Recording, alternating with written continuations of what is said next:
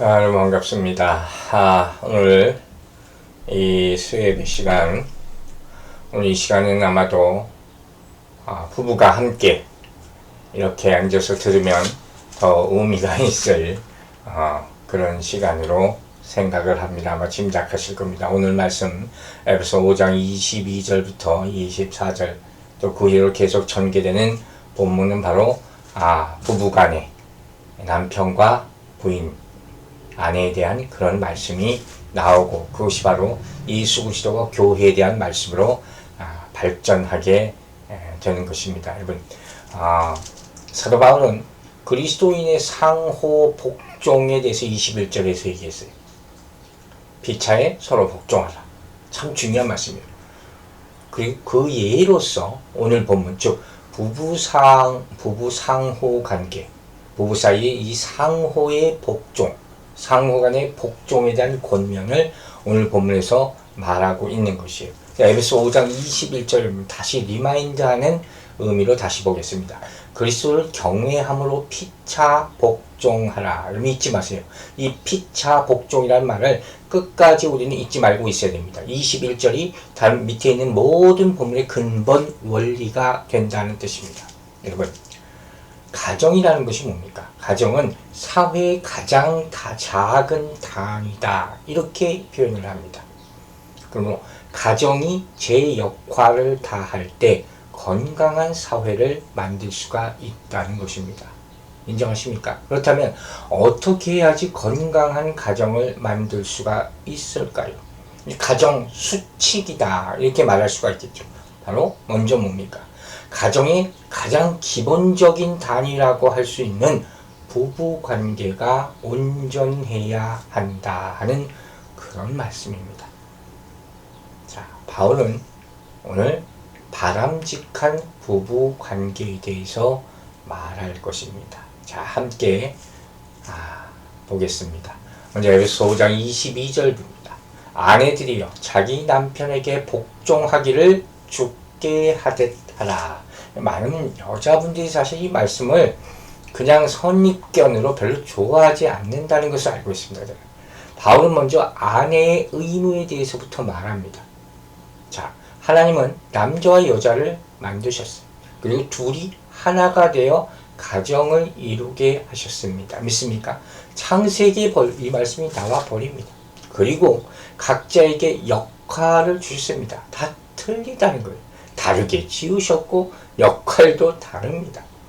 그러므로 부부가 서로 간의 역할과 의무를 충실하게 할 때 가정은 기본적으로 제 기능을 할 수 있다 하는 것입니다. 여러분 받아들일 수 있겠습니까?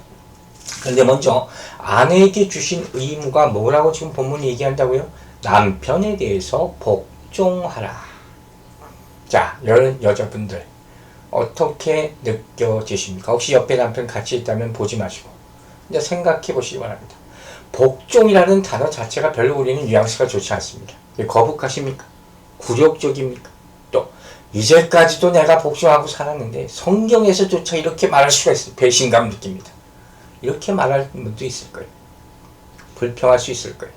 자, 지금부터 성경이 하는 말씀을 잘 들으시기 바랍니다. 먼저 우리가 알아야 될 사실은 여기 원문에는 이 구절 22절에 복종하라는 그런 단어가 나오지 않는다는 거예요. 또 그 얘기를 하면 어떤 분들은 거봐라, 복종을 한다, 여자가 복종하라는 단어 하지도 않았는데 왜 한글 성경에서 이것을 넣냐 이렇게 얘기할 수 있지만 이것이 예라 그랬잖아요.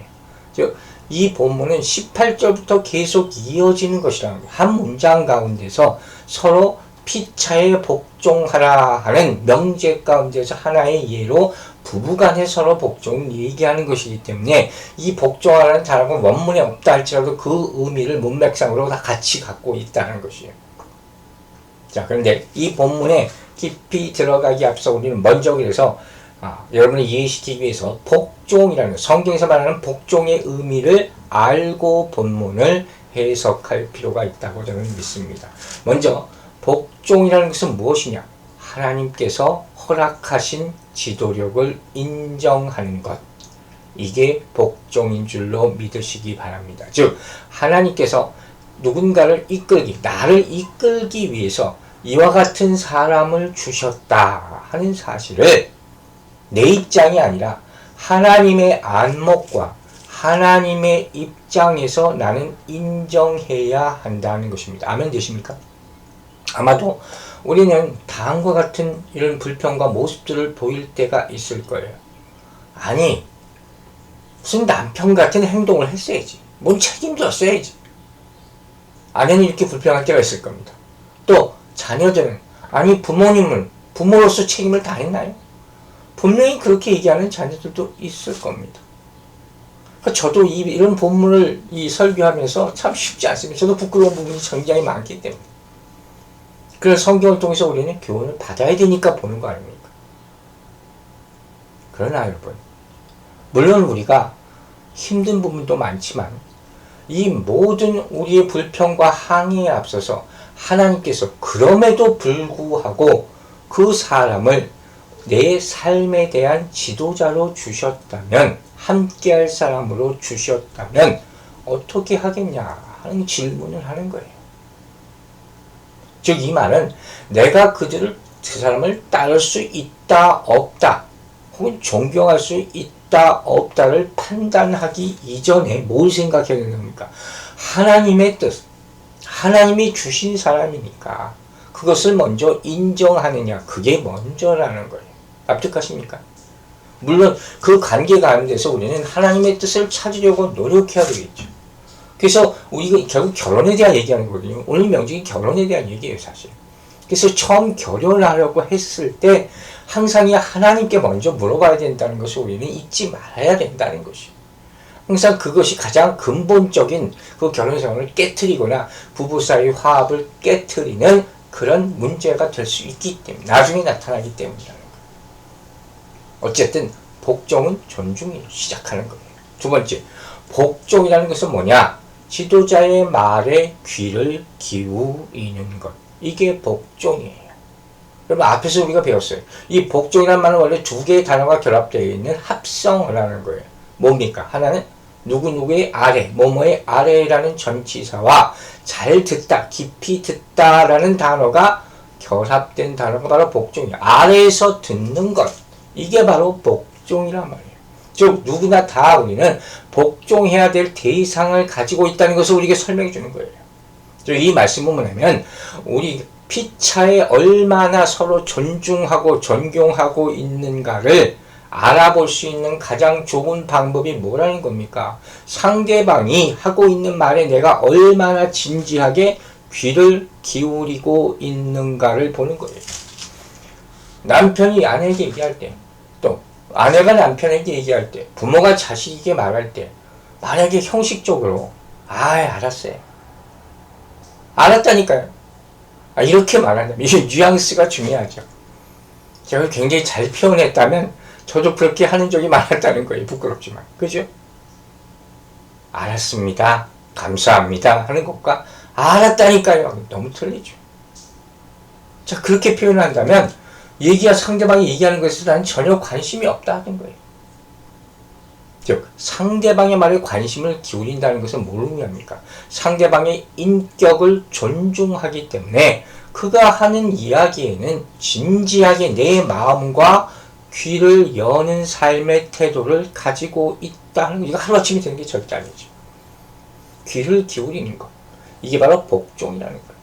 세 번째, 또 한 가지 복종이라는 단어는 뭘 의미하느냐? 마지막 결정이 그 사람에 의해서 이루어진다는 사실을 내가 accept하는 거예요. 인정하는 거예요. 결정권이 그에게 있다. 서로 그 주도권 잡기 위해서 싸우지 않는다는 거예요.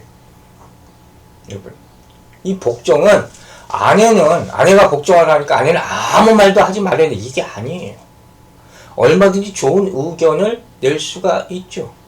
또 아내의 생각이, 상대방의 생각이 더 좋을 수도 있고 올바를 수도 있는 거예요. 그런데 그럼에도 불구하고 성경적인 이 가장 좋은 지도력의 기준을 받아들인다면 하나님이 나의 배우자로, 지도자로, 남편으로 세운 사람에게 마지막 궁극적인 결정권을 어떻게 하라는 거예요? 미리 말하는 거예요. 맡기라는 거예요. 사실 이 맡은 사람이 더 어깨가 무겁고 책임이 큰 거예요. 아시겠습니까? 자, 이와 같은 복종의 의미를 여러분들이 생각하시고 나서 본문을 다시 봅니다. 여러분 이해가 조금 달라졌을 거예요. 자, 22절 다시 돌아와서 다시 읽겠습니다. 아내들이여 자기 남편에게 복종하기를 죽게 하듯 하라. 자, 이제 좀 다르게 느껴지십니까? 그러길 바랍니다. 즉 복음은, 복종이라는 것은 남편의 권위를 인정하라는 거예요. 인정하시라는 거예요. 이 말은 여자가 남자보다 열등한 존재이기 때문에 복종하라는 것이 아니라 하나님께서 세우신 질서라는 게 있어요. 그래서 성경은 계속 그 질서를 얘기해요. 다시 말해서 남자가 더 우월하겠다는 것을 의미하는 게 아니라 하나님께서 창조하실 때 어떻게 했어요? 아담을 먼저 지으셨잖아요. 그 질서예요. 그 순서란 말이에요. 아무것도 아닌 것 같지만 중요한 거예요. 즉 질서에 대한 지혜로운 순종, 이게 바로 복종이다. 이렇게 성경이 얘기합니다. 그러므로 복종에 대한 실천은 부부의 결속을 더 다져줄 수밖에 없는 것입니다. 그 사이의 사랑을 더욱더 증진시켜 줄 수 있는 것이며 그로 말미암아 결국 가정을 든든하게 세우게 할 줄로 믿으시기 바랍니다. 그래서 바울은 이 말씀에 대해서 중요한 첨가의 말씀, 첨가라기보다는 정말 중요한 기준이라고 할 수 있어요. 그게 뭐냐? 어떻게 하냐? 죽게 하듯 하라. 죽게 하듯. 서로 간의 기준이에요. 기준이 있어야지 얼마나 복종해야 됩니까? 이렇게 물어볼 거 아닙니까? 내가 그만큼 했으면 됐지. 맨날 하는 얘기 아닙니다. 어떻게 하라고요? 죽게 하듯. 이 말을 잊지 마십시오. 여러분. 복종의 형태는 죽게 하듯 하는 것이죠. 즉 주를 경외하듯 남편을 복종하라. 존경하라. 여러분은 주님께 어떻게 복종하십니까? 자, 남편분들은 지금 이 순간에 아내를 이렇게 쳐다보지 마세요. 이러면 그때부터 또 이제 싸움이 됩니다. 그러지 마시고 그냥 가만히 이럴 땐 계셔야 돼요. 아시겠습니까? 자, 이 말은 굴종이나 맹종이 아니라 스스로예요. 스스로 우리는 하나님께 복종합니다. 아멘입니까? 그와 같이 그분이 세우신 이 질서, 남편의 권위를 인정하고 사랑으로 복종하게 되기를 주 이름으로 축원합니다. 그래서 네 번째 복종의 의미가 여기 나오는 거예요. 그것은 뭐냐? 복종은 어떻게 해요? 주님을 섬긴다고 고백하는 삶의 태도라. 내 삶의 모습을 통해서 주님을 섬기는 것을 나타내는 것이라는 거예요. 이 복종이라는 단어의 진정한 의미는 인간에게 쓰이는 것이 아니라 뭐예요? 이것을 통해서 나는 하나님을 섬깁니다. 주님을 섬깁니다. 이렇게 보여주는 삶의 모습이라는 거예요. 여러분이 믿거나 말거나 이런 가정이 있다는 거예요. 어떤 가정에서는 아내가 남편을 주님 이렇게 부른답니다. 진짜로 그런 가정이 있답니다. 그럼 그 남편분들 얼마나 부럽습니까? 아내가 맨날 주님 이렇게 떠받쳐 불러준다는 거예요. 근데 그 실상을 보니까 남편이 너무 힘들게 살아요. 왜? 남편이 조금만 뭘 잘못하면 아내가 뭐라고 얘기하는지 아십니까? 아유, 주님이 그러시면 되나요? 얼마나 얄밉겠습니까? 여러분, 죽게 하듯이라는 뜻은 인간에 대한 복종을 얘기하는 것이 궁극적으로 아니라고 했어요. 즉 뭐냐? 잘 들으세요. 주님이 남편을 나에게 주셨다는 사실을 받아들이면서 그를 섬기는 것을 통하여 누구를? 주님을 섬기는 훈련을 구체적으로 하는 것. 이게 바로 복종의 의미입니다. 아멘입니까? 즉 남편을 복종한다는 것은 주님에 대한 의무의 일부가 되는 거예요. 그리고 그렇게 하는 것이 주께 대한 우리의 복종의 표현이다. 삶으로 표현하는 것. 그러므로 그리스도인의 아내들의 순종은 그리스도에 대한 순종과 똑같죠. 자발적이라고 아까 얘기했어요. 스스로, 억지로가 아니라 주님의 뜻을 따르듯이 남편의 뜻을 따르는 거죠. 동시에 주님과의 관계 속에서 순종의 길을 걷는 것처럼 남편과의 관계 속에서 그를 배우는 거죠. 여러분, 아내들은 남편을 사랑하는지 순종하고 있는지 정말 사랑 때문에 하는지 이번 기회를 통해서 한번 점검해 보시기 바랍니다. 이렇게 진심으로 대하는 것이 가정의 진정한 행복을 가져오는 길임을 기억하시기 바랍니다. 자, 에베소서 5장 23절 읽습니다. 이는 남편이 아내의 머리됨이 그리스도께서 교회의 머리됨과 같음이니 그가 바로 몸의 구주시니라. 자, 본절부터 바울은 뭘 얘기하는 겁니까? 남편과 아내 사이의 관계를 그리스도와 교회 사이의 관계로 관련시키고 극상시키는 것 같아요.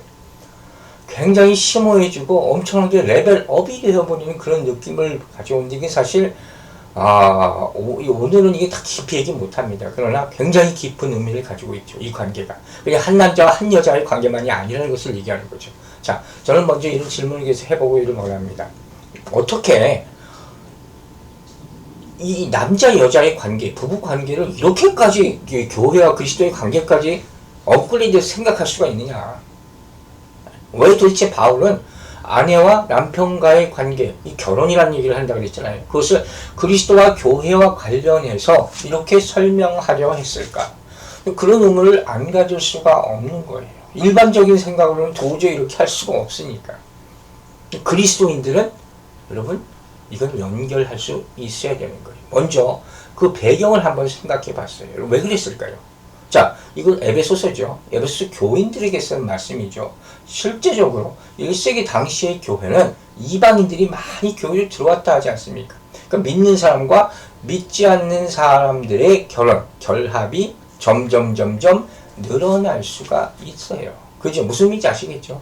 그러면 충분히 갈등이 처음에는 모르다가 처음에 좋아서 막 하니까 갈등이 점점 생길 수가 있다 하는 거죠. 신앙적인 갈등은 심각한 거 아닙니까? 그러므로 그리스도인의 결혼과 가정에 대한 정의를 다시 내려줄 필요가 분명히 있었다 하는 거예요. 사실 이건 굉장히 중요해요. 우리 구원에 대한 말씀만큼 중요한 것이 그리스도인의 결혼에 대한 정의라는 것입니다.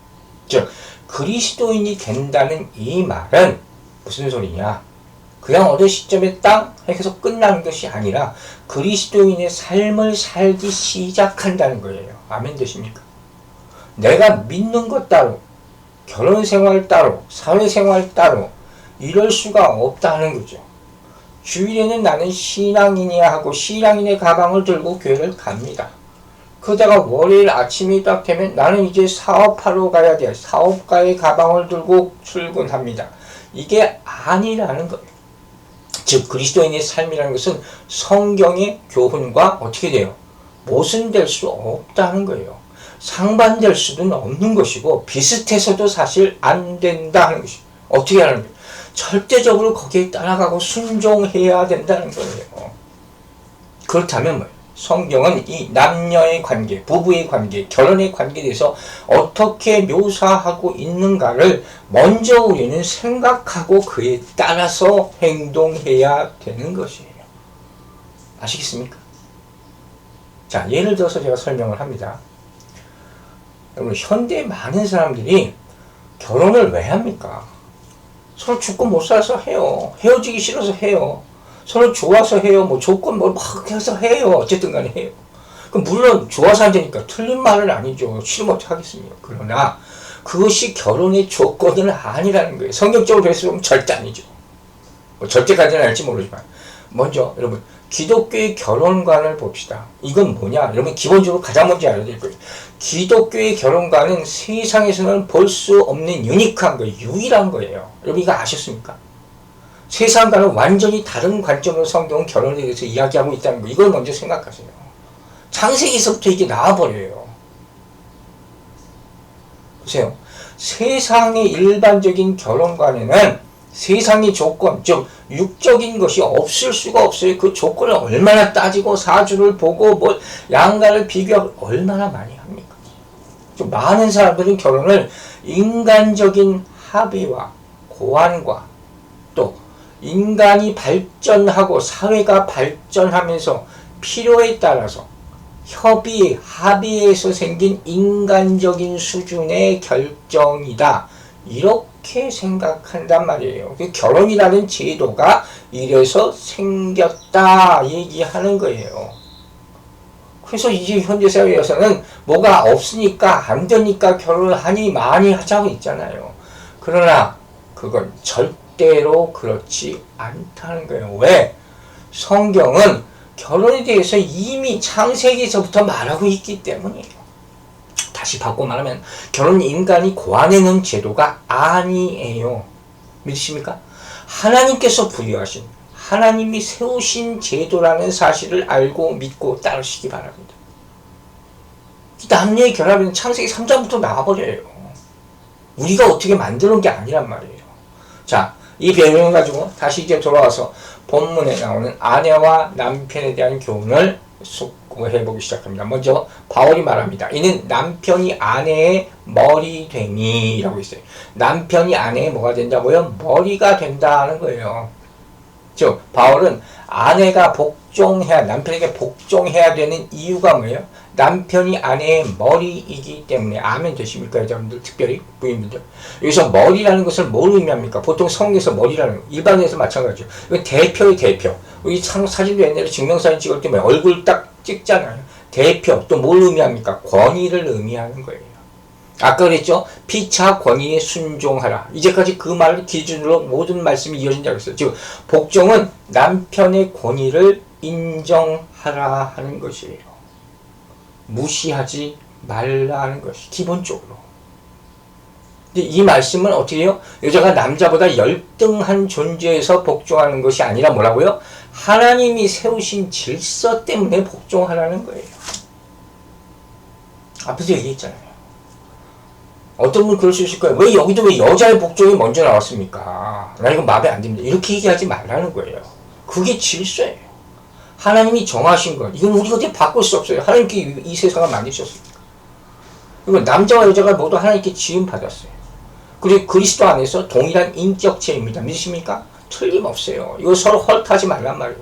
하지만 남편은 아내의 머리다. 이것이 하나님이 정하신 질서라고 성경은 얘기해요. 분명히 성경은 어떻게 됩니까? 남자가 여자보다 먼저 창조되었습니다. 맞습니까? 그러므로 이 말은 남자에게 본래적인 우선권이 있다는 게 잘나서가 아니라 하나님이 이렇게 시작하셨어요. 순서적으로. 유대인과 헬라인, 바울이 설명할 때도 마찬가지죠. 유대인을 먼저 택하셨어요. 어쩔 수 없는 거예요. 동시에 책임감도 있다고 했잖아요. 또 뭐라고도 설명합니까? 부연 설명은. 여자가 남자로부터 만들어졌어요. 또 여자는 남자의 돕는 배필이다. 이런 성경 구절도 있습니다. 자, 창세기 2장 20절 이해를 돕기 위해서 성경 구절 몇 가지 인용합니다. 2장 20절 아담이 모든 가축과 공중의 새와 들의 모든 짐승에게 이름을 주니라. 아담이 돕는 배필이 없습니다. 돕는 배필이라고 나오잖아요. 여호와 하나님이 아담을 깊이 잠들게 하시니 잠들 때 그가 그 갈빗대 하나를 취하고 살로 대신 채우시고. 여자가 어떻게 만들었어요? 남자의 갈빗대로부터. 아시겠죠? 그 뿌리가 그렇다는 거예요. 창세기 3장 16절에 또 중요한 말씀 하나 있네요. 또 여자에게 이르시되 내가 네게 임신하는 고통을 크게 더하리니 내가 수고하고 자식을 낳을 것이며 너는 남편을 원하고 남편은 너를 다스릴 것이니라 하시고. 창세기 3장에서부터 벌써 나와버려요. 특별히 이 3장 16절 말씀은 타락이 점점 많아진 결과로 말미암아 여자의 복종성이 더욱더 나타나게 되는 거예요. 또 의미심장합니다. 자, 그러나 이렇게 성경에 나왔다고 해서 아내가 남편을 어쨌든 무조건적으로 일방적으로 닮아가라 이 얘기는 아니라는 것도 우리는 알아야 돼요. 즉 이 말은 아내에게 노예처럼 살라는 뜻은 절대 아니라는 거예요. 때로는 그리스도인에서 신앙인으로서 남편의 영적 수준이 아내의 수준보다 낮을 경우 사실 많아요. 교회에서. 여자들이 또 교회에서 더 열심히 많이 일하니까. 그럴 때는 그러면 어떻게 해야 됩니까? 어떻게 해야 되겠습니까? 아내분들. 자, 보세요. 그때 뭐가 필요하냐? 지혜가 필요해요. 지혜로운 여인이라면, 지혜로운 아내, 부인이라면 남편이 비록 자기보다 영적 수준이 낮다 할지라도 절대로 무시하지 않을 거예요. 자기가 남편의 머리가 되려고 하지 않을 거예요. 왜? 그게 어리석고 가정의 질서를 깨는 것이기 때문에. 성경이 얘기합니다. 잠언 31장 보세요. 10절부터 12절에 이런 말씀이 있습니다. 누가 현숙한 여인을 찾아오겠냐. 현숙한 여인에 대한 말씀이에요. 지혜로운 여인에 대한 말씀이에요. 그의 값은 진주보다 더하니라. 그런 자의 남편의 마음은 그를 믿나니 산업이 필절하지 아니하겠으며 그런 자는 살아있는 동안에 그의 남편에게 선을 행하고 악을 행하지 아니하니라. 왜 이렇게 합니까? 현숙하던 지혜롭은 남편에 현명하고 정숙한 여인의 기준은 뭡니까? 여호와를 경외함부터 시작한 거예요. 그리고 여호와를 경외하는 여인은 그분이 여호와께서 자신에게 주신 남편을 존중하고 그 권위를 세워주면서 살 것이기 때문이라는 거예요. 아멘 되십니까? 이게 지혜로운 거예요. 즉 지혜로운 여인은 스스로 내가 더 많이 배웠다 할지라도 더 지혜롭다, 뻔해, 다 알아요. 자기도 알고 다 인정해요. 그럼에도 불구하고 남편을 섬길 줄 아는 여인이다 하는 것이 이것이 성경의 가르침이에요. 여러분 높여주는 것이 지혜이고 순종이에요. 깨닫게 되기를 바랍니다. 그래서 바울은 이렇게 남편과 아내의 관계에서 남편의 권위를 인정하면서 이해를 돕기 위해서 이제 뭐라는 말을 썼어요? 바로 그리스도께서 교회의 머리됨과 같다. 이런 거창한 말을 사용하기 시작합니다. 자, 여러분. 그리스도께서 교회의 머리된 것 같이 남편이 여인의 머리라는 것이죠. 여러분, 이 말 이해 가십니까? 이 말 이해해야 되는 거예요. 왜? 이 말씀은 그리스도인만이 알고 그리스도인만이 이해할 수 있는 말이에요. 세상 사람들은 이 말 이해 못해요. 즉 그리스도께서 교회의 머리가 된다 같음이라 하는 말씀은 그리스도께서 교회의 누구라는 거예요? 주권자요 인도자라는 거예요. 헤드예요. 헤드. 그로부터 모든 말씀이 명령이 나오는 거예요. 주권을 가지고 있다는 것이죠. 아멘이죠. 즉 그리스도인의 결혼 관계가 그리스도와 교회와의 관계를 샘플로 반영하는 것이죠. 비유적인 표현이에요. 남편에게 복종한다는 것이 단순히 부부관계 차원에서만 얘기하는 것이 아니라 어떻게 하는 거예요? 세상의 주도권 싸움을 그것을 뭐 어떻게 해보려고 하는 것이 아니라 여기서 말하는 건 뭐예요? 왜 교회에 비유했겠어요? 바로 영적인 문제다. 바로 이거예요. 영적인 문제임을 강조하기 위해서 바로 주께 복종하는 것과 연결시키고 있는 거예요. 자, 고린도후서 6장 14절에 아주 중요한 말씀이 하나 있죠. 너희는 믿지 않는 자와 멍에를 함께 매지 말라. 의와 불법이 어찌 함께하며 빛과 어둠이 어찌 사귀며 그리스도와 벨리알이 어찌 조화되며 믿는 자와 믿지 않는 자가 어찌 상관하며. 아시겠습니까? 우리가 잘 아는 조심스럽지만 너무도 확실한 말씀이에요. 남편과 아내의 관계가 복음으로 이어지려면, 복종으로 이어지려면 어떻게 하라는 거예요? 영적인 연결고리가 있어야 한다는 거예요. 이게 중요해요. 이게 가장 핵심적인 말씀이라고 저는 있다. 그러니까 이게 그리스도와 몸된 교회의 관계와 연결할 수가 있는 것이죠. 그럼 영적인 연관관계가 없다면 어떻게 서로 복종하고 존중할 수가 있겠습니까? 여러분, 결혼은 법적인 계약만이 아니에요. 깨고 다시 하고 그게 아니란 말이에요. 그리스도와 교회와의 연합이 신비로운 것이라고 얘기했어요. 마찬가지로 남자와 한 남자와 여자의 결합도 신비로운 영적 결합이라는 거 잊지 마시기 바랍니다. 그래서 에베소 4장 15절 16절에서 앞서 말했던 이게 친밀한 관계, 즉 연합의 관계를 우리는 다시 한번 지금 떠올리고 생각할 수 있어요. 자, 에베소 4장 16절 다시 한번 봅니다. 그에게서 온몸이 각 마디를 통하여 도움을 받음으로 연결되고 결합되어 각 지체의 분량대로 역사하여 그 몸을 자라게 하며 사랑 안에서 스스로 세웁니다. 서로 연결되고 서로 결합되고 서로 연합되는 것. 아멘이십니까? 따라서 아내는 교회가 머리이신 그리스도께서 복종하듯 남편에게 복종하고 존경해야 한다는 것입니다. 자, 이제 바울은 그리스도께서 몸, 즉 교회의 구주가 되신다 하는 특별한 표현을 씁니다. 그래서 이 관계를 재확인하고 있는 게 사실 좀 여러 가지 해석이 많고 좀 어렵게 느껴질 수 있습니다. 그리스도께서 교회의 구주가 되신다. 이 말은 그리스도께서는 1차적으로 주님 몸된 교회의 구원자가 되시고 아멘이죠. 동시에 더 넓게는 무슨 얘기냐? 보호자가 되신다는, 그분이 케어하신다는 거예요. 그리고 이런 말씀을 많이 못 들을 수가 있습니다. 자, 이 말씀은 주님께서 교회의 보호자가 되신다. 즉, 이 말은 뭘 얘기하려고? 남편이 아내의 보호자가 된다는 말을 정확하게 우리에게 알려주는 귀한 말씀이 바로 디모데전서 4장 10절에 나옵니다. 디모데전서 4장 10절 봅니다. 이를 위하여 우리가 수고하고 힘쓰는 것은 우리 소망을 살아계신 하나님께 두미니 곧 모든 사람, 특히 믿는 자들의 구주시다. 여기도 바로 구주라는 말이 나와요. 자주 안 나오는 말이에요. 구주. 즉 여기서 구주라는 것이 바로 보호자라는 뜻이에요. 즉 하나님은 돌보아주고 길러주는 자시라는 거예요. 특별히 믿는 자들에게 보호자가 되십니다. 아멘입니까? 주님이 여러분을 보호하고 계시면 믿습니까? 그럼 그분이 어떻게 보호하십니까? 어떻게 보호하시는 것도 마태복음 5장 45절이라는 것을 철저히 성경 말씀만 인용하려고 하는 거예요, 여러분. 자, 마태복음 5장 45절. 이같이 한즉 하늘에 계신 너희 아버지의 아들이 되리니 이는 하나님이 그 해를 악인과 선인에게 비추시며 비를 의로운 자와 불의한 자에게 내려 주심이라. 무슨 의미인지 아시겠습니까? 하나님은 모든 이 땅에 있는 사람들에게 식물을 주세요. 햇빛을 비춰주세요. 그래야지 성장할 수 있어요. 이게 케어예요. 이게 돌봄이란 말이에요. 즉 이게 모든 사람의 구주가 되신다는 것이 바로 이런 의미입니다. 이해가십니까?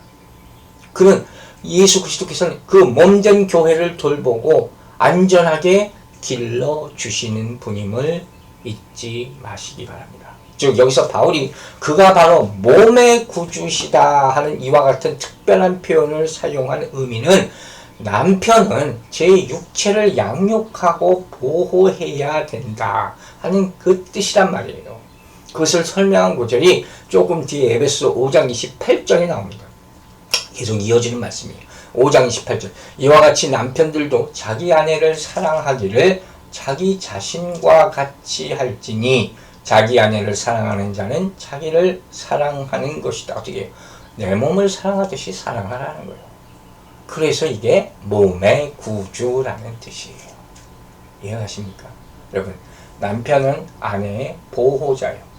몸의 구주됨을 명심하고 또 아내는 그것을 깨닫고 보호받고 양육을 받아야 된다 하고 성경은 설명하고 있습니다. 그리고 이제 그 결과를 말합니다. 에베소 5장 24절입니다.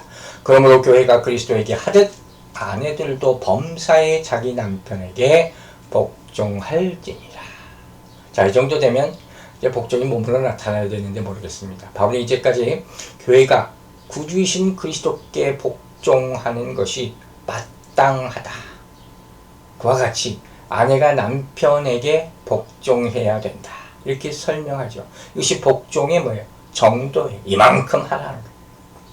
구주롭게 하듯이, 주님께 하듯이. 그럼 이제 오늘 말씀, 여기 나오는 말씀, 24절 나오는 말씀 뭐예요? 범사에, 뭐예요? 복종의 범이죠. 복종의 범위.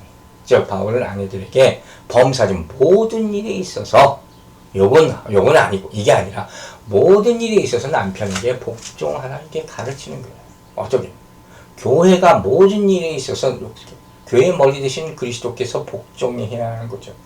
교회 생활지는 어떤 일도 내 맘대로 해서는 안 되잖아요. 이와 같이 머리 대신 남편에게 복종하라. 자, 고린도전서 11장 3절에 결정적인 말씀이 하나 있습니다. 그러나 나는 너희가 알기를 원하노니 각 남자의 머리는 그리스도요 여자의 머리는 남자요 그리스도의 머리는 하나님이시라. 각각의 머리를 분명하게 표시해 놓고 있어요. 이 말씀을 쉽게 이렇게 표현하기를 원합니다. 지금 무슨 소리냐? 몸과 머리는 따로 놀면 안 된다는 거예요. 쉽죠? 이게. 그죠? 내 몸의 임무는 뭐라고 이렇게 생각하십니까? 명령해 주시는 머리 되시는 예수 그리스도의 말씀을 떠나서 독립적으로 따로 놀아서는 안 된다 하는 것입니다. 만약 멋대로 내 몸이 멋대로 행동한다면 무슨 일이 생깁니까? 혼란이 생기고 무질서해지고 결국 머리와 이별하게 되는 거예요. 그러므로 여러분 협력하십시오. 협조하십시오. 서로 존중하시기 바랍니다. 여러분, 현대인들은 복종이라는 말을 싫어합니다. 뉘앙스부터. 요새 이 젊은 목사님들이 결혼 주례할 때 이 복종이라는 단어를 안 쓴다고 합니다. 그러나 성경은 분명히 말합니다.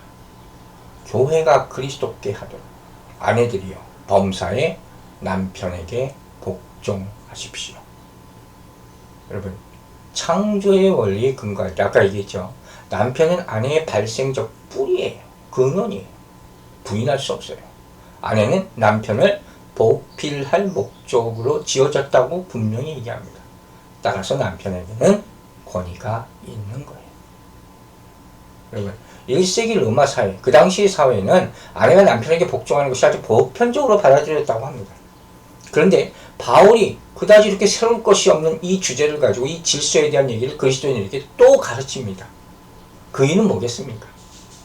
1세기 로마 사회와 성경이 가르치는 것과는 큰 차이가, 이 이유에 큰 차이가 있어요. 복종도 이유가 있다는 거예요. 차이가 있다는 거예요.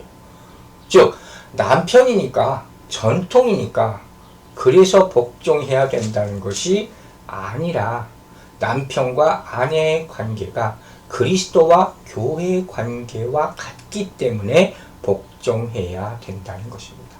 아멘 되시기 바랍니다. 사랑하는 여러분, 가정에서 아내가 남편을 따르는 이유는 무엇입니까? 남편이 우월해서도 아니고 남편이 경제적인 능력이 있기 때문이 또 아닙니다. 그리스도인의 가정은 하나님의 법도를 따라야 하기 때문인 줄로 믿으시기 바랍니다. 즉, 이 말씀을 통해서 사도 바울은 삶의 영역에서도 하나님의 말씀이 적용되어야 한다는 사실을 보여주고 있는 것이에요. 제가 더불어 마지막으로 베드로 사도가 이 귀한 말씀을 여자분들에게 주셨어요. 복종하기 너무 고통스러워하는 아내들, 그리스도인들에게 이 말씀을 주셨습니다. 잘 나누겠습니다. 베드로전서 3장 1절입니다. 아내들아, 이와 같이 자기 남편에게 순종하라. 이는 혹 말씀을 순종하지 않는 자라도 말로 말미암지 않고 그 안에 행실로 말미암아 구원을 받게 하려 함이니 바로 실천에 옮기시기 바랍니다. 어떻게? 행실로. 자, 베드로전서 3장 3절과 4절 말씀 마지막으로 드립니다. 너희의 단장은 머리를 꾸미고 금을 차고 아름다운 옷을 입는 외모로 하지 말고 오직 마음에 숨은 사람을 온유하고 안정한 심령에 썩지 아니할 것으로 하라. 이는 하나님 앞에 값진 것이니라. 어떻게 하라고요? 왜 해야 하는 것인지 아시겠습니까? 심령으로, 마음으로 하시기 바랍니다. 왜 해야 됩니까? 하나님 앞에 값진 것이기 때문에 하시기 바랍니다. 말씀 마칩니다. 사랑하는 여러분, 이 땅에서 복종하는 것이 아무리 힘들다 할지라도 순종하시기 바랍니다. 하늘에서 여러분의 상급이 크게 될 줄로 믿습니다. 기도하겠습니다. 하나님 아버지, 우리 서로 비차간에 복종하라, 아내는 남편에게 복종하라는 말씀을 먼저 들었습니다. 우리 마음을 변화시켜 주시고 우리가 이것으로 말미암아 하나님 기뻐하시는 일이 되도록 도와주시옵소서. 이 가정들을 다 돌봐 주시고 어려움이 없도록 해주시며 근본적으로 있는 불화와 서로의 미워함과 서로의 불신과 시기와 질투, 이런 것들이 예수 이름으로 이 시간 다 떠나가게 하여 주시옵소서. 섭섭함과 아쉬움도 십자가에 못 박게 하여 주시고 서로 사랑하고 진심으로 존중하고 높여주고 그 서로의 말을 듣고 인정함으로 말미암아 아름다운 하나님의 가정을 꾸밀 수 있도록 축복하여 주시옵소서. 감사드리며 예수 그리스도 이름으로 기도했습니다. 아멘.